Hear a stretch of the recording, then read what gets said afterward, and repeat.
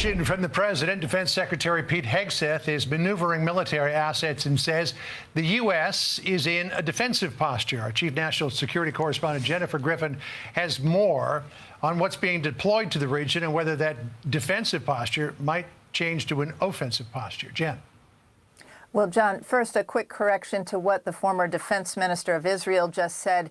The U.S. does not have B-2 bombers in the region at Diego Garcia. Those 6 B-2s were withdrawn after the Houthi conflict ended, and they were taken back to their home base in Missouri. The president, as you mentioned, is currently meeting with his national security team in the Situation Room.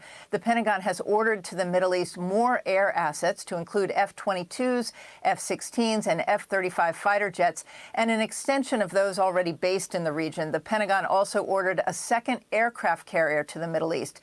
The USS Nimitz should arrive in about a week, joining the Vinson Strike Group, already there off the coast of Oman. U.S. forces have not participated in any offensive strikes against Iran yet, but the U.S. military has been sharing intelligence and providing air defense of Israel from land and by sea. Here's Defense Secretary Pete Hegseth last night with Jesse Waters facing questions about whether the U.S. will further enter the war.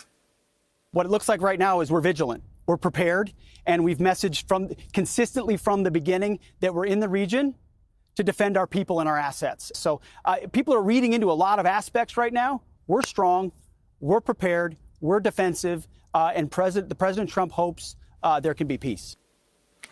The Nimitz and some of her escorts were spotted yesterday crossing the Singapore Strait, steaming west after leaving the South China Sea. On board are squadrons of F-18 Super Hornet strike aircraft and an electronic warfare squadron. More than 20 Air Force tankers have flown to the Middle East from Europe. All eyes now on Whiteman Air Force Base in Missouri, home to the B-2 stealth bombers. If the president orders them to fly, it's a 30-hour round trip to the Middle East and would require a lot of mid-air refueling, hence the pre-positioning of all those refuelers to Europe. As we learn more about what the president is thinking about further U.S. involvement to stop Iran's nuclear program, John, my colleague Peter Doocy is reporting that the president's top intelligence chief, Tulsi Gabbard, the director of national intelligence, was not invited to Camp David on June 8th, where the intelligence and plans were being discussed. She was on National Guard duty at the time, but U.S. officials tell Peter she was never invited in the first place. She is in the Situation Room today, however. John. All right, Jennifer, thank you. And that's what I was thinking about a few minutes ago when discussing